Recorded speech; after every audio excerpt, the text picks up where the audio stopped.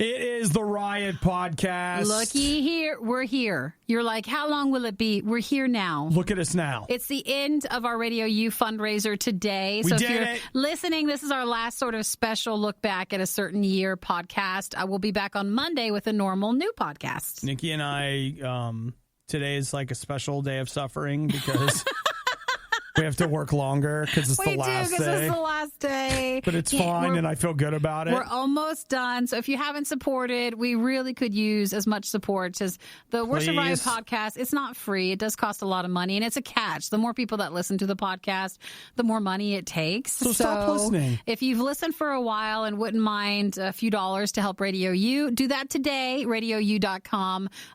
All the details and information's there. All right, so let's check today's 2016 podcast. Ooh. Let's see. The War of Getting Out of Bed.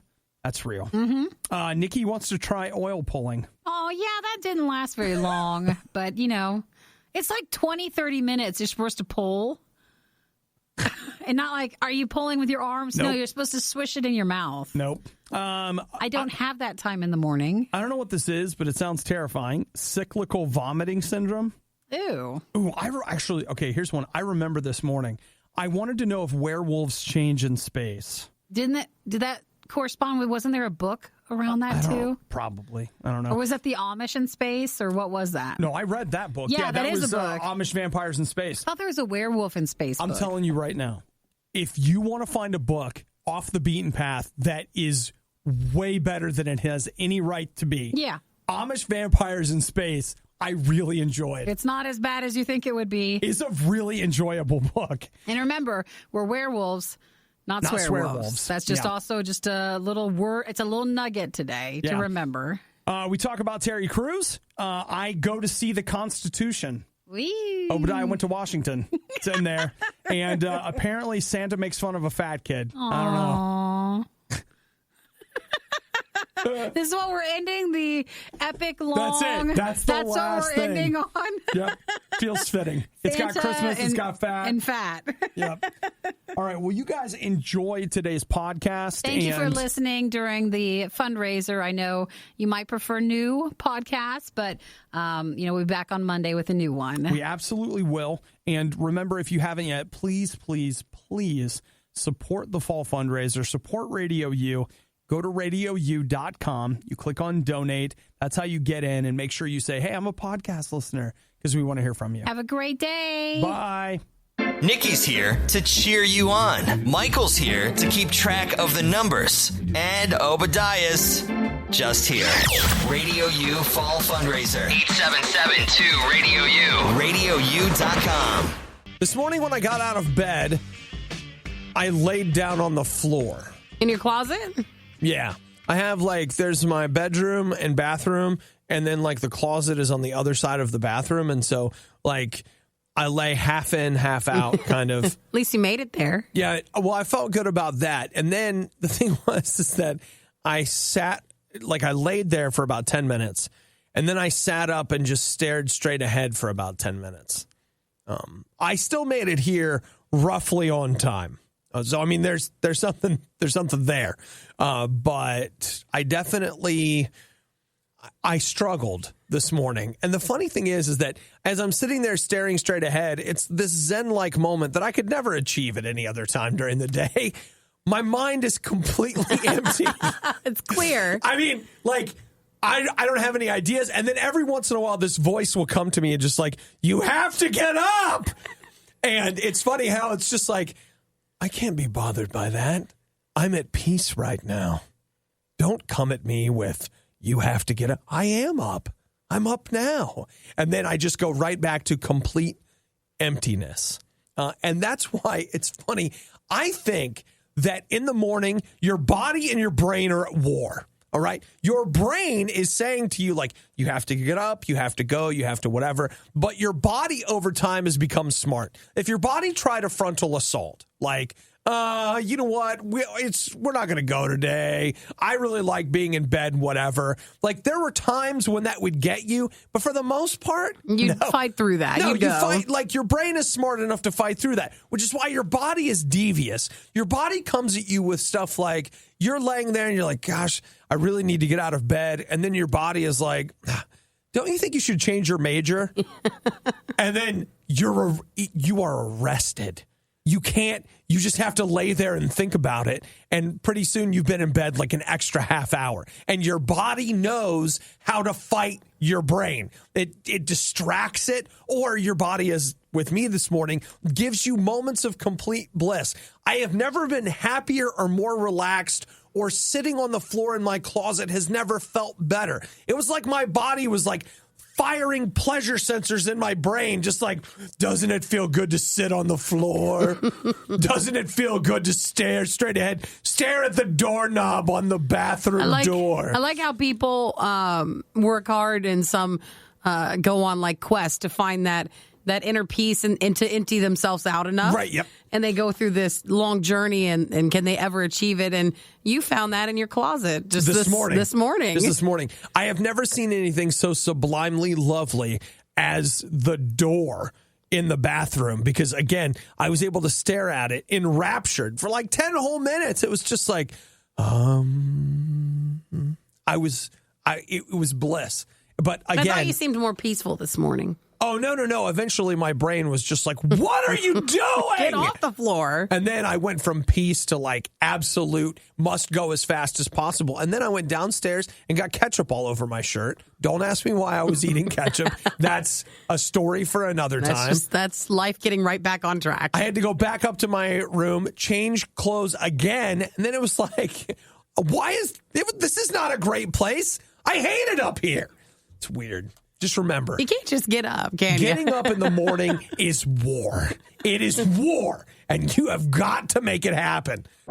As much as I'm sure the Riot shouldn't be paid to eat food all day, I highly doubt they'll do it for free. Support great music, Riot taste tests, and the great American food industry. The Fall Fundraiser on Radio U. 877-2-RADIO-U. RadioU.com.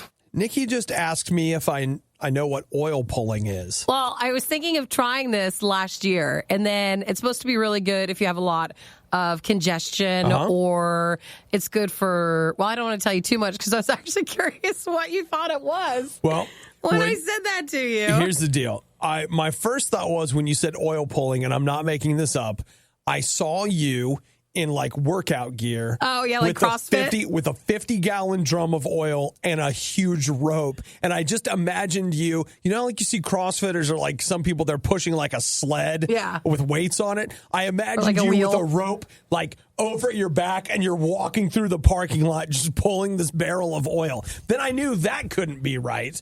And then I just assumed like, well, it must be something where you're like, my skin's too oily, so I'm going to I want to pull it? I'm going to pull the oil from my face, all right, using some sort of an emulsifying agent. No, they say this is good. You're close, but not quite. Okay. So basically, I saw a video on it last year, and it was popular for a while, but I never got into it. But what you do is you take an oil like coconut oil or sesame oil. Sesame oil is really popular. And you're supposed to, when you first get up in the morning, first thing, before you do anything else, before you brush your teeth or like, eat anything or drink anything, you're supposed to take that oil and pull it, like swish it in your mouth. Now, you're not supposed to gargle it because it's not supposed to get to your throat. But they say like the oil pulling is supposed to pull out any bacteria. So like if you have bronchitis or like any teeth problems, like it naturally kind of like whiten your teeth. Okay. So you're supposed to do that. I thought I saw 5 minutes, but it's supposed to be like 15 to 20 minutes of like swishing it in your mouth before you do anything. Who could do that? So you're supposed to do 15. You're going to get up 20 minutes early to swish oil in your mouth. And like, are you supposed to do that for like I think every day.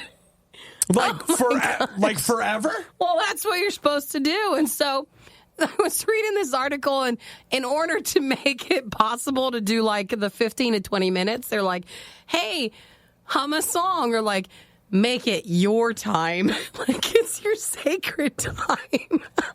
Some of this holistic stuff is so stupid. So stupid. I understand that. But so yeah, you're supposed to Nikki's like, hey guys, I gotta go have my time now. I'm gonna go in the bathroom for 20 minutes. No, I'm not going to the bathroom, but I'm gonna be oil pulling. I can catch up on like my YouTube videos or something while during you're this oil time. pulling. Or I guess you would take a shower, and then when you're done, you're not supposed to spit in the sink, obviously, because then it's supposed to have a lot of the toxins in the oil, but you spit it out in the trash can or something. You then rinse your mouth out with warm water a few times, and then drink a cup of water, and you're done. Okay. What do you think about that? Well, is that too much? Is that too much to start for the new year? Here's on fashionista.com, one of their bloggers spent a week trying it, and she said that she wanted to try it because she had way too many margaritas the night before, and it's supposed to... Oh, to help with that, too? To help with hangovers. So she said that her headache actually got worse while she was doing it, and it made her incredibly hungry. Really? Yeah. So both said that. Oh my gosh. So does anybody do any oil pulling? Some people are saying that the headache was part of the detox process. Oh yeah, I could see that. I guess. So if you have like congestion, gums, teeth stuff, sinus stuff, things like that, because they always say your teeth are connected to like everything. So I think I might try it, but this other article says you could do anywhere from like 5 to 20 minutes. So maybe I just do 5 minutes a day. Well, yeah, but then here's the thing: if nothing happens, if you notice then no benefit, I'm not doing long enough. Then you're going to be like, I'm not doing it long enough. So eventually you end up at 20 minutes. You're like, well, it's still not working. Okay. An hour. No, I'm going to oil pull for an hour. They say that you have to do it long enough. Like you really have to. Oh my gosh. Maybe just once or like on weekends or something. I mean, I can't roll my eyes too hard. Oh, no, I I'm drink rolling. apple cider vinegar all day. I'm rolling, but I was interested in it. I might try it. I got 5 to 20 minutes to spend me time in the morning before I get to work early. Way too early. In fairness, if you think about it, I'm laying on the floor just before I get a shower. I'm just laying there kind of moaning or whatever. Like, what if that was my oil pulling time? That could like, be. I put some of this oil in my mouth, and then I just lay on the floor, and while I'm sleeping, or I'm driving just kind to of work. swishing it around. When I drive to work, I could just swish it. No? Well, I mean, that's already some you time. That's true. So this would be a little more. What if I probably accidentally swallow it and choke, and then... Well, that you're not supposed to... You're pulling out the toxins, I know, and then you're really going to drink the supposed to toxins? spit it out. All right, well, I was just looking at it. Just wanted to share. I think people are just starting to make things up. Like, you know what? Hey, this is ancient. Sure it is. Sure. The faster you give, the faster we can get back to our regularly scheduled programming, which means less of the riot talking. It's a win-win situation. Donate now during Radio U's fall fundraiser. 877-2-RADIO-U. RadioU.com. Nikki, let's talk about you. Earlier in the show, we were talking about how you haven't thrown up since, was that Thursday, you think? Yeah, last week. That's pretty... I'm doing what? No, thank you for the sound effects. It's pretty exciting. Add some crying to it, and that's what I sound like, because I really become a baby. Like, if I get pulled over or throwing up, suddenly I just cry. Now, do you cry before, during, or after? Towards the middle, when I think I'll never stop. Like, I really do start panicking. I think I'm going to have to go to the hospital. Like, wait, because I won't stop throwing up. Every time you throw up? Yeah, I stomp my feet. Because I just do that. Lately, I've been throwing up in the sink. I don't like the toilet part. So I'll just go like this. I just stomp my feet because I won't be able to stop. This virus has been terrible. Wait, now, this stomping your feet, tell me, what does that mean to you? Is that an expression of fear, anger? Are you just anxiety? trying to get attention? Like, hey, somebody! No, it's more somebody! like I actually in my head I'll be like, come on, because I can't stop. Can't stop throwing up. Yeah, okay. Or at least even if it's not actually throwing up, just the I've coughed and it's in a certain way, and I can't stop. Now, let me ask you this. After you've thrown up in the sink, do you run the garbage disposal? Oh, yeah. Definitely? Oh, yeah. So you're making sure any potential chunks No, even I'm grossed out by it. to be completely... Yeah. Yeah, okay. All right. I didn't know if that's like a thing you do. And then... I try not to throw up. You put some oranges down in there afterwards to kind of cleanse? It's been a while, but like I said, whatever this virus thing is, it's just been there. Okay. And just to be clear, like, I'm not making fun of Nikki. No, I just need to know. What do you do? I don't want us to normally have to talk about this. How about this? Let's talk about, if you think you have it bad, let's talk about Sherry Dugan. What's Sherry got? Sherry Dugan's got CVS. What is that? It's called cyclical vomiting syndrome. Cyclical vomiting syndrome can have you throwing up about 15 times an hour. No way. Mm-hmm. It's a very rare illness. Oh, that's horrible. You experience it in about 4 stages. The cause for it, they say, is unknown. She says she has chronic pain, nausea, and fatigue, and she has to take this basically like cocktail of stuff the doctors have managed to put together that keeps the vomiting at bay. So that'd be the worst. Yeah. So, I mean, like, you've thrown up a few times. She actually... And I've been a big baby about it. Just to be clear, she actually did have to go to the hospital. Oh, that lady. I feel bad for her. Well, I just wanted to do 2 things. One, I wanted to tell you that it could be a lot worse. No, I understand. You could have CVS, which, by the way, might be time to change your name down at the pharmacy, guys. Just a little heads up. You might have this, or you could have the cyclical vomiting syndrome. But I wanted you, the next time you're throwing up, as you're afraid, I want you to remember this, because you could end up with this. You might have, so like when you're stomping your feet. You're so mean. You're stomping your feet like, I hope it's not CVS. I hope it's not CVS. Eric. This is him being supportive.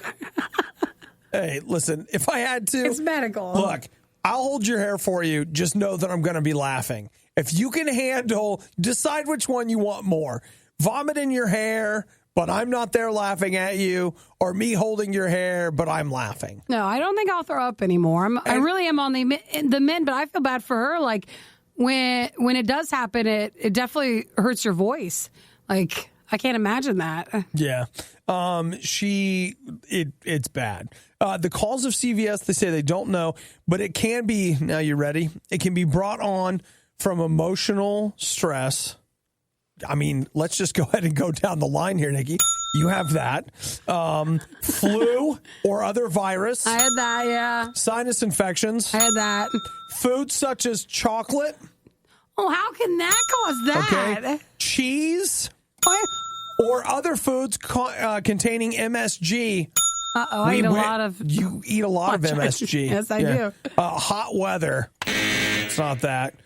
Caffeine. Well, you did give up on your Dr. Pepper problem. Let's see. Motion sickness. Sleep deprivation. I got that one. You totally have that one. It's common in kids between ages 3 and 7. What? Side effects can be dehydration, tooth decay, and I don't know, something else, whatever that is. Sounds bad, but, you know, I'm there holding back your hair like, Nikki, you don't think this is CVS, do you? Do you think you've if got I start throwing up in the studio syndrome? With you here, even I would start laughing at myself. I still want it to happen before we stop doing this show. Maybe closer to your birthday. So far, the Riot are the only ones we can convince to come in as early as they do. No Riot plus no money equals no Radio U. Support the Riot. Fall fundraiser, 877-2-RADIO-U. RadioU.com. It's not a new question. Like, people have asked this question before, and yet I was arrested by it last night and today, thinking about the subtle nuances. What would happen if, Nikki, you're an astronaut? Okay. All right. I didn't expect you to say that, but sure, let's pretend. All right. And then about 2 weeks before launch, you get bit by a werewolf. All right. All right. It doesn't show up in any of the final tests, whatever. They think it was just one of your dogs. So do you. Yeah. Okay. Like you have no idea. Full moon hasn't happened. Then you're in space. There's the moon. Okay. Does it affect you differently in space? That is a good question. It's an important question. I don't know. And no one obviously would be able to hear you scream in space. Well, yeah, I mean, there's obviously that. But here's the thing I started thinking, like, okay, what is it about the full moon that actually makes you become a werewolf? Is it the side of it? Is it the tidal forces? So, like, is it tied to gravity? So, like, in space, you're never a werewolf. Or does that gravity shift, if that triggers the transformation, you're halfway into space, like you're in the rocket time, you're going ballistic, and all of a sudden your co-pilot looks over and they're like, and you're a werewolf? Ah! I don't know. I guess I always, in the movies, it was always the clouds rolled over the full moon. I know. And then unveiled it. And then suddenly when the light of the full moon came down, then you turned into one. Right. So is it the light? Because the other thing is, like, there is no such thing as moonlight. Moonlight is just reflected sunlight. So does it have something to do with the way it like refracts inside the atmosphere, and therefore, since there's no atmosphere, you're fine? Or again, is space werewolf all the time? What about this? You're a werewolf. You go to the dark side of the moon. The dark side of the moon is always dark. It always, okay? You go to the daylight line and you put your arm over. What happens? Listen, I think all this can be explained. Do you have a werewolf arm? If you wrote all this out and then sold it to Sci-Fi Network. Because this actually spells like a trilogy. Probably. This is not just one movie. This is a lot. Space werewolves or something like that. I don't know. It's something to think about. And again, it's important. It is. And I mean, we haven't even begun to plumb the depths. I mean, we're just getting started. These are surface level questions. There's so much more at play here right now. I don't want to hear the deeper questions, so let's leave it at surface level for now. All right, fine. Your donation will help answer the eternal question, cake or pie? Support the Riot. Fall fundraiser, RadioU.com. So every once in a while, an idea comes along that my mind just absolutely will not let go of. Almost like it's like a defining something. Like you get it and you're just like, well, I got to keep thinking about that. And it keeps coming back up. And I read a blog last year that I wish I had saved so that I could point people to it. But I don't even remember who wrote it. But it was about wanting wrongly. And I've talked about this on the show before, but it comes down to this. It's you have like a need or a want or whatever, but you're constantly wanting the wrong thing. So it would be like, I'm really thirsty and what I'm dying for is salt. If I can just get enough salt, I know I'm not going to be thirsty anymore. The answer is more salt. And it's like, well, that's really stupid. What you really need is a glass of water. And you're like, shut up. Because you're convinced you need the other stuff. I want the salt. I know the salt's going to fix this. And we could go on and on about examples, but all of us have got this in our life where we've got a thing and we're sure that the answer to that thing is this, and it's not the answer. That's not the thing. It's like, well, you know what? If I had more money, then I would actually be happy. Well, if I had a nicer car, then I would definitely be happy. What I need is a better looking boyfriend. This one's too ugly. Whatever it is, we think that there's this other thing and we want the wrong things. And I think at some point in life, we have got to look up and around and go, wait a minute. I keep doing this and it's not satisfying me. I should do something else. If you're not to that point, you will get there. It will happen. At some point, you will go, this is not working. I need something else. For me, this is one of the main, most important things that I get out of my relationship with God is I want I know that it's not working out. I can even know. Like I can say to myself, like, I want that. I know it's not really satisfying. I don't care. I still want that piece of cake, or I still want whatever. I'm going to get that thing. And God, through the relationship we have, his Holy Spirit living in my heart, will say to me, no, that's not what you want. That's not going to do it. This is going to do it. And in that relationship, he can point me in that direction and, quite frankly, sometimes give me the strength I need to say no to the thing I want and say yes to the thing I need. Because it's not always easy. Sometimes you really, really want that thing, And of course, society would say, well, just get the thing. It wouldn't be a problem. Just get it. But then we condemn ourselves to a cycle of never being satisfied. Sometimes we need God to help us to say no to ourselves so we can say yes to the thing that's finally going to get us out of the cycle into something worthwhile. Now, that's a lot of words, but you stayed with me the whole time and you know what I'm talking about. Get some help and do things differently. Say, Jesus, I want you in my life. I want you to fill me with your spirit. Help me to make some better choices and get me out of this cycle of things just not working. And man, God's going to help you. No, really, like he will. If your dog could talk, he would tell you how much he loves listening to Nikki in the morning. She's a friend to animals everywhere. Support the Riot. Fall fundraiser. RadioU.com. Do you know who Terry Crews is? Yes, he is the Old Spice guy. He is the Old Spice guy. He's on Brooklyn Nine-Nine. Yeah. He's been in The Expendables. Like, he's a dude that shows up in like a lot of different places. You would know him, maybe not necessarily by his name, but if you saw him, and especially when he started acting, you would know him. I just liked him on Facebook. He's very active in social media, like posts a lot of stuff, talks a lot about weightlifting and different things like that. But another thing that he has started talking about in the last couple years has been the fact that he was addicted to pornography at one point. And that's one of those things that raises eyebrows because people are like, wait, what do you mean? Like, that doesn't even make sense. Like, how can you be addicted to that? But he goes into great detail kind of talking about it. Well, he said he went to rehab? Yeah, he went he went to counseling for it and a lot of different things.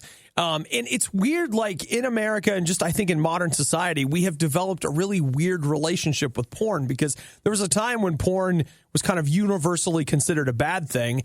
And now it's, if not universally considered a good thing, it is at least accepted. It's like, well, yeah, of course, like it's no big deal, but it might be worth your time today to listen to what Terry Crews has to say. And he's got, I think, like 3 different videos. He calls them his dirty little secret. You can find it on his Facebook page. But, he talks about the fact that basically what porn did to him. And a lot of people, again, think like, hey, the thing that might be bad about porn is like the actors and actresses are not treated well, or, it contributes to human trafficking or like all these things. But if I could find like, green, like free trade porn where people are, I know organic, they're being treated right, then it's not a big deal. But it's funny how Terry talks about it. And if you go around and really look at it, people begin to talk about like, no, it's not just the people that are in the pornography that are being victimized, but like it's actually having a negative effect on you. Like they're finding that people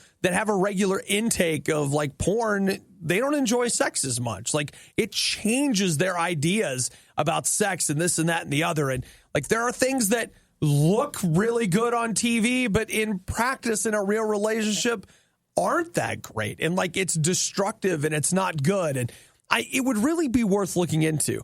But if you find yourself in a position today, I want you to know, like a lot of people don't want to talk about this, and maybe you don't want to talk about it in a huge context, like, hey, like a group setting. It's weird. I look at porn a lot. Like, is that?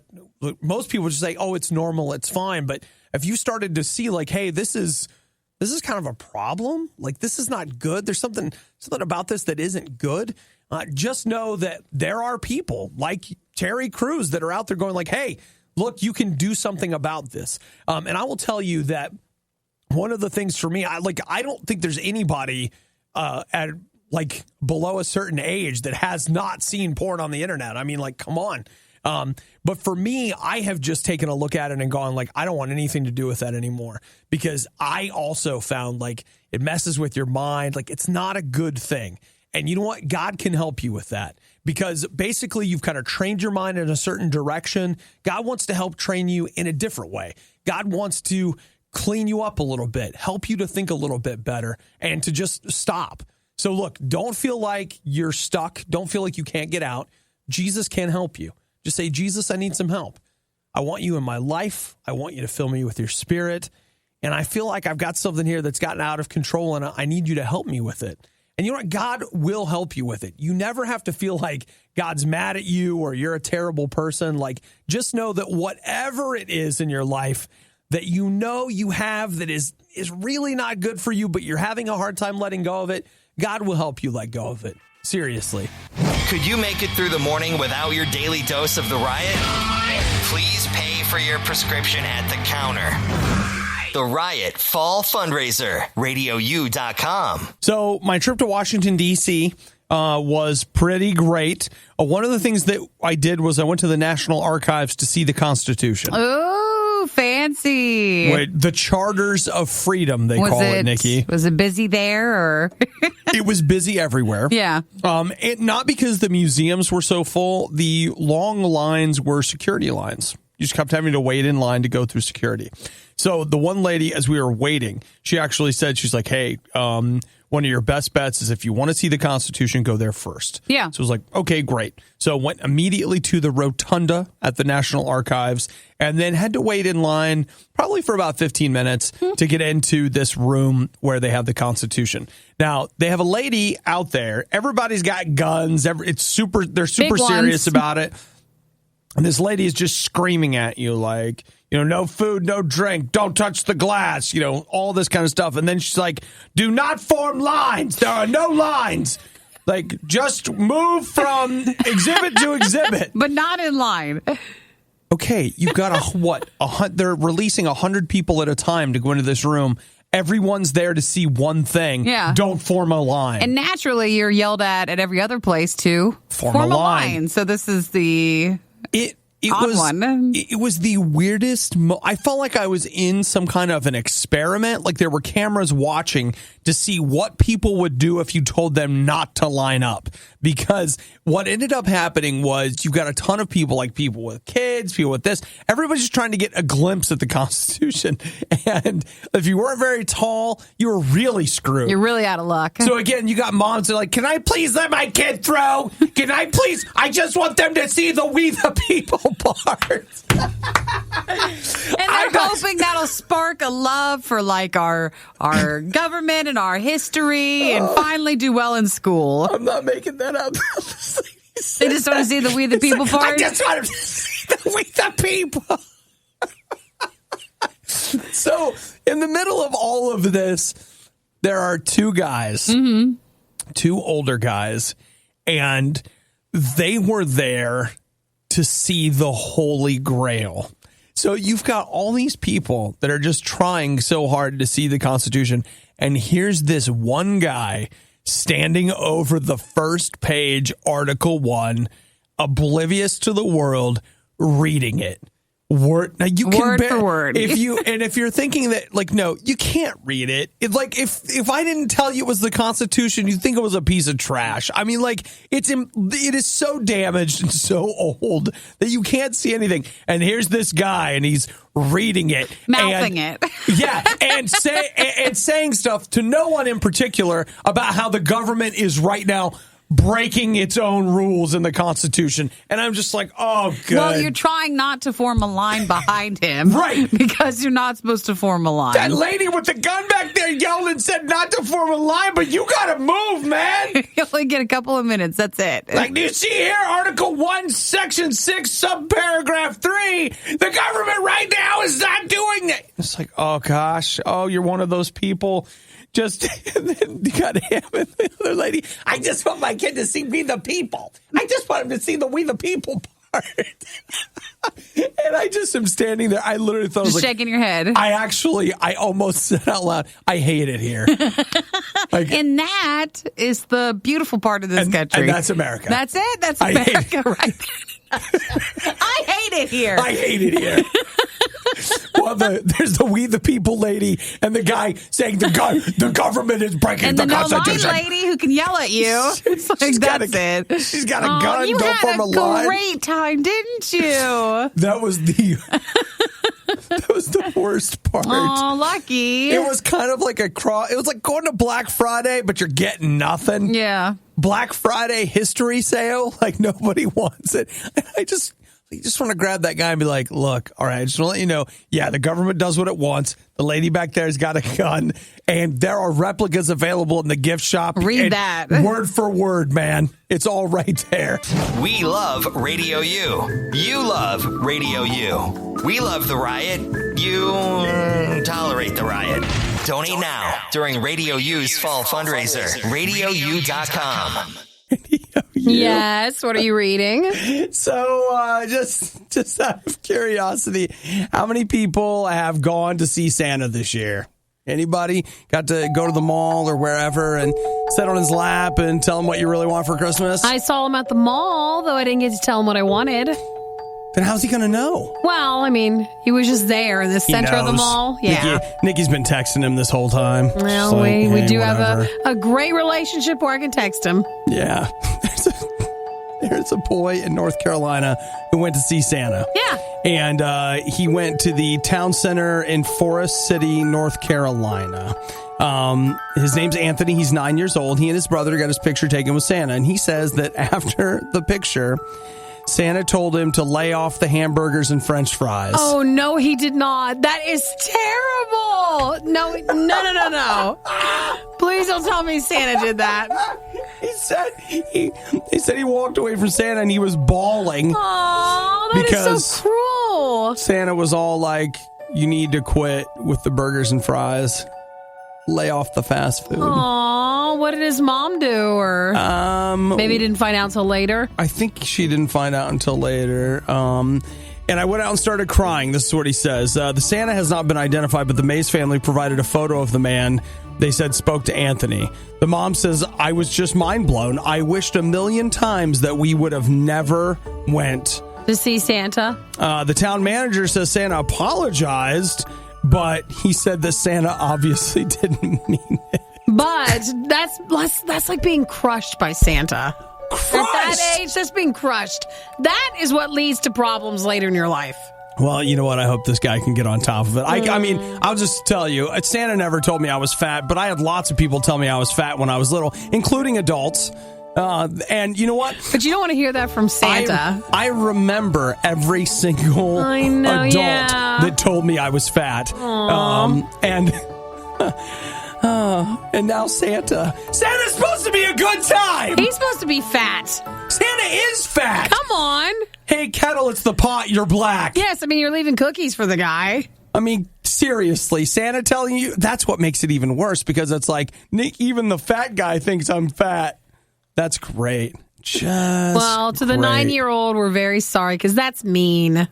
It's so mean that it's hilarious. Because mean, it's just like there's not even a term for it. It's so mean. Who freaking does that? Especially if you're Santa. You're Santa. Like, it's bad enough you got to go hear it from your pediatrician, who then sends you to a dietitian that tells you how fat you are. And your doctor. Like, here, let me teach you how to eat fruits and vegetables. And then the school nurse tells you you're fat. And then the kids tell you you're fat. And now Santa? Oh, man. Makes you want to eat. Makes you want to go eat. You think this is fat? I'll show you. I'm going to show you what fat is. I'm coming back next year and sitting on your lap. I'm telling you what, in 10 years, they're going to find this Santa in a gutter somewhere. Choking on fat. The worst of the riot is over, but the fun can keep going. Hey, I saw you checking out my goods. Check the Riot blog or stalk us on social media. You want to sample them? A little try before you buy, huh? Through riot.radiou.com.